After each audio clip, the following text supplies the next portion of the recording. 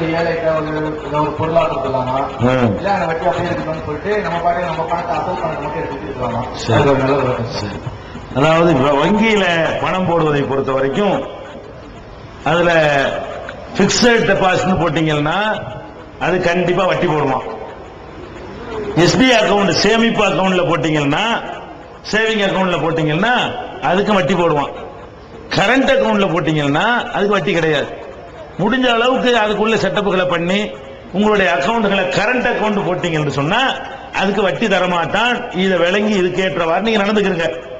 அல்லது சில ஊர்களில் சில பேங்கோட ஒரு நிறுவனங்களுக்கு தான் தருவோம், தனி நபருக்கு கரண்ட் அக்கவுண்ட் தரமாட்டோம் அப்படின்னு சொல்வார்களே. ஆனால் எஸ்பி அக்கவுண்ட் போடும் பொழுது எங்கள் கணக்கில் வட்டியை நீங்கள் வரவு வைக்க கூடாது, எங்களுக்கு வட்டி தேவையில்லை என்று ஆல்ரெடி நீங்க எழுதி கொடுத்தீர்களே. ஆனால் உங்கள் கணக்கில் வட்டி வரவு வைக்கப்படக்கூடாது என்பதற்கு வங்கியில் விதிமுறை இருக்கிறது.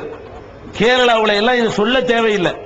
முஸ்லீம் போய் பணத்தை போட்டாலே என்ன பண்ணிடுவாங்க, வட்டி இல்லாத அக்கவுண்ட் என்று தனியாக அதை மெயின்டைன் பண்ணிட்டு வர்றாங்க. விதியில் இடம் இருக்கிறது.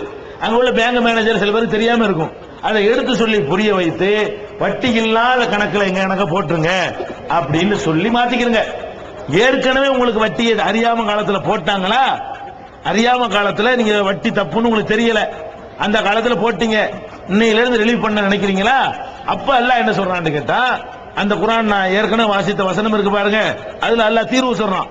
ஃபமன் ஜாஹு மௌஇலத்தும் மிர் ரப்பிஹி, இறைவனிடமிருந்து யாருக்கு அறிவுரை கிடைத்து ஃபன்தஹா, இப்போது முதல் வட்டியிலிருந்து விலகிக் கொள்கிறாரோ ஃபலஹு மா ஸலஃப், ஏற்கனவே உள்ளது அவருக்கு உரியது.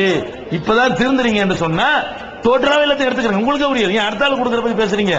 இன்னைக்கு தான் திருந்துறீங்க என்று சொன்னா தொடர்ச்சி வச்சுக்கிட்டு இருப்பது குற்றமாயிரும்.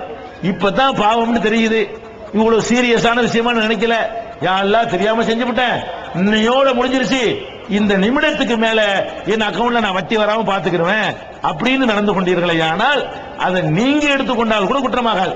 இனிமேல் அது வராம இருக்கணும், அப்படி எழுதி கொடுத்துருங்க. எடுத்து நல்லது செய்யலாம்னா அது வாங்கினதான் அர்த்தம்.